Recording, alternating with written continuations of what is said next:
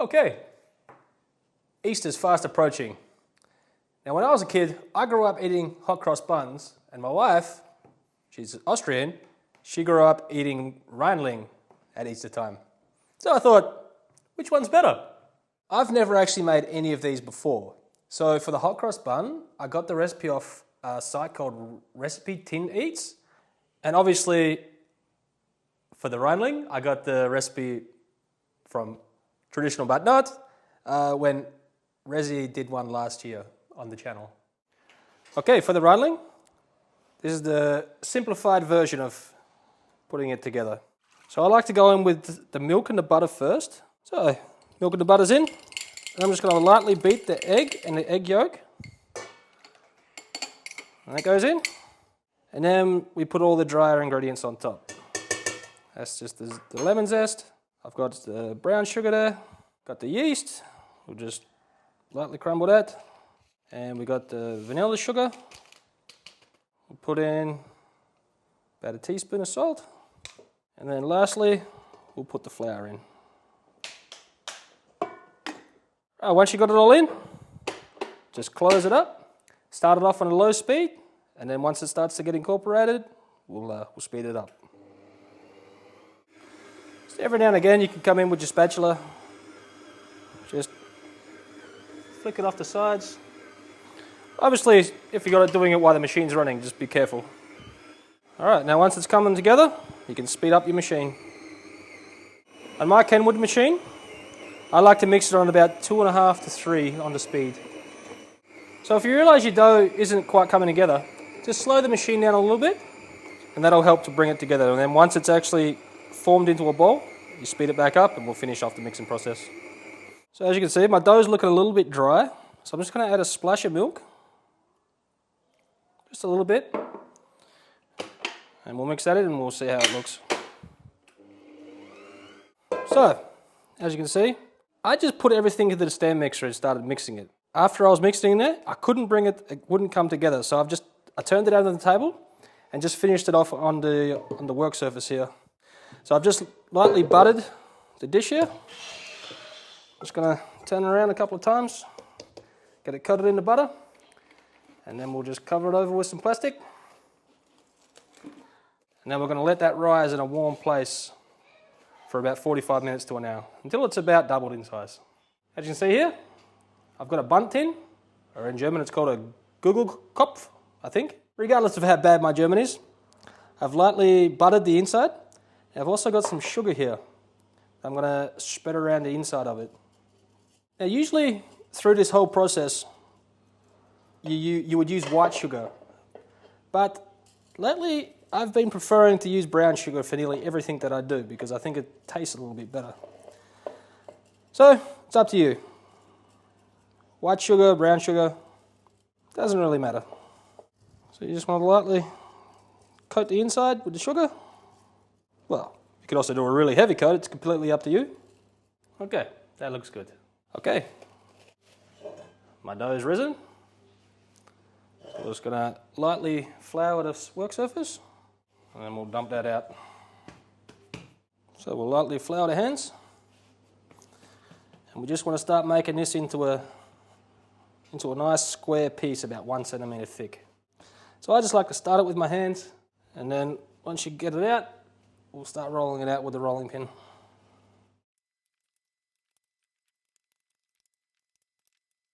Okay, once you got your dough into a squarish kind of shape, got some melted butter here.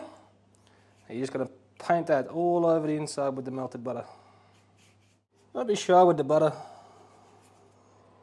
I don't think anyone said there was ever too much butter on the inside of a Reindling. Just keep that in mind when you're doing it. Very liberal coating. Alright, once you've got it all covered in butter, just going to go ahead and sprinkle some sugar over it. Alright, once you got your sugar, then you want a good amount of cinnamon. Alright, once you got your cinnamon down, you want to go in with the raisins then. Now I've just had these soaking in some warm water, so they've plumped back up quite a bit. You just want to evenly scatter those all over the dough.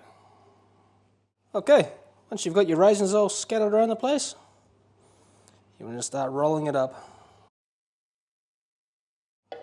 Okay, once you've got it rolled up, you just want to pick the whole thing up, plop it in your tin, and then raisins fall out, just go ahead and poke them in there.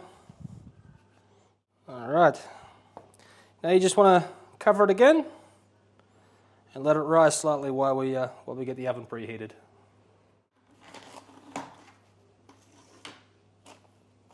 Once your oven's up to temperature, which is 180 degrees Celsius, you're just going to go ahead and brush the top of the Reindling with some butter. I'm just going to sprinkle a little bit more sugar over the top. Okay, that looks good. Alright, now you're going to put that in the oven, and that's going to take around 30-35 minutes. Okay, once your Reindling's ready, take it out, let it cool for a few minutes. Okay, as the sun's coming in to ruin the shot, to get the Reindling out of the form, the best way is to put a plate on top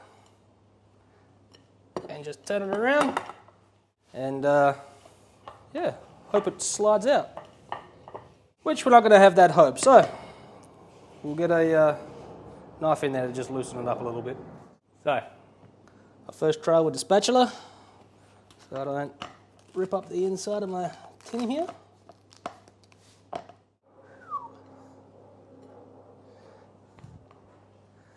So, as you see, I waited a little bit too long to take it out, and it ripped a little bit while I was removing it.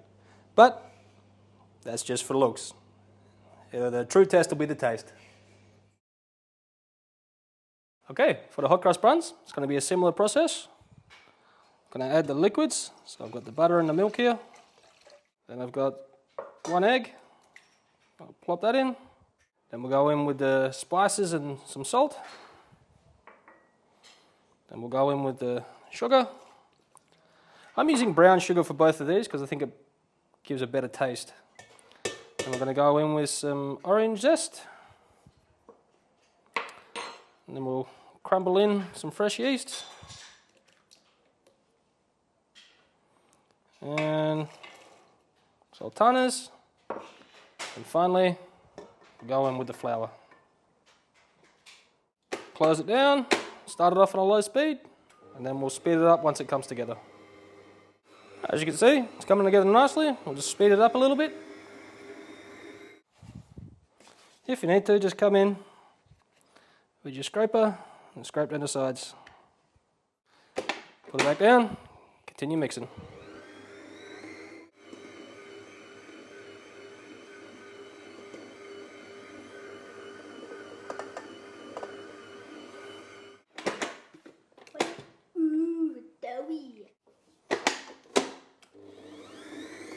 Okay, after you've been mixing for about 5 minutes, we'll scrape down the bowl and we'll turn it out onto the work surface. We'll lightly dust the work surface.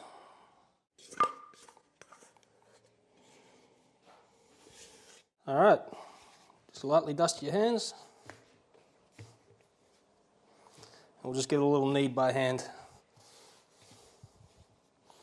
As you see, I put a little bit too much flour on the work surface, but it'll be alright. Okay. To see if this dough is ready, you just want to pick up the ball and just stretch it.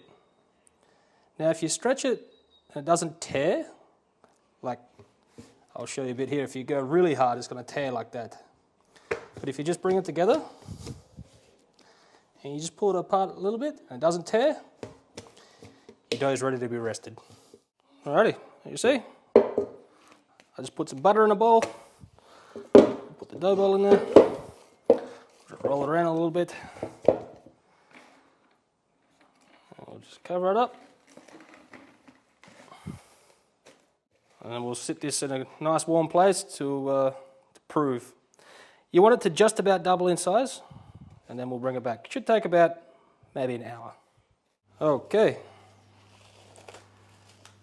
After your dough's risen, just going to lightly flour your work surface. And you're going to deflate this dough and get it out. With your dough, you just want to divide it into 12 equal pieces.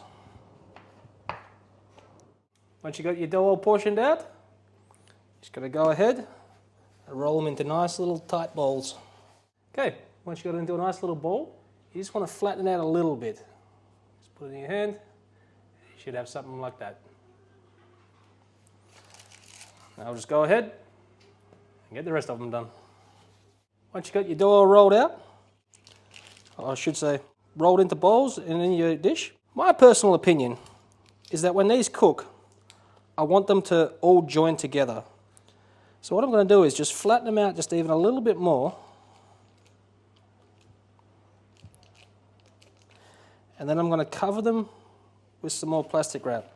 And I'm going to let these prove until they've puffed up enough to where they're just starting to touch together, and then we'll bung them in the oven. Okay, for the cross on top of the hot cross buns, I've just got some all-purpose flour in there. I'm going to add, well, we'll measure it out. We'll put 2 tablespoons of maple syrup in there, and we'll start with just a tablespoon of water, and we'll mix that up, and we'll look at the consistency. That consistency looks about right. Now you don't want it too runny, you don't want it too thick. If it's too runny, it's just going to run off your buns and it's not going to be right. If it's too thick, then you're going to have this big thick glob on top of your buns, and nobody wants that. Okay, we'll get this transferred over into a bag, and we'll pipe it on top of the buns. Okay, the easiest way to get it in the bag is I've just got a normal freezer bag here. Just pop it inside of a glass and fold the edges over, and then we'll just scoop the mixture into the bag. You just want to get your mixture all into the corner, and we'll snip off the corner and we'll pipe it onto the buns. Alrighty, as you can see, my buns are just starting to touch. Now we'll go ahead and pipe the cross on top of it.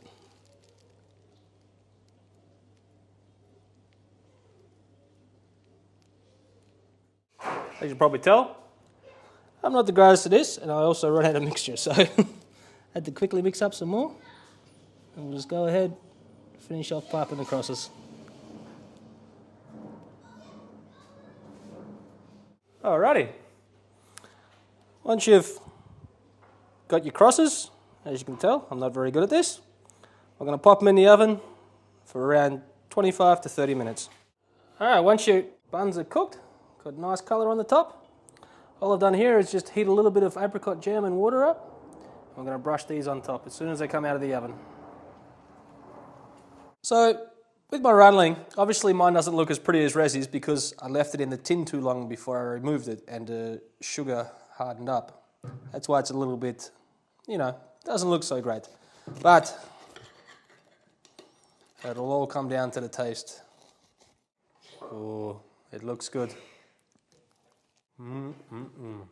Sugary, cinnamony. Damn, it tastes pretty damn good. Okay.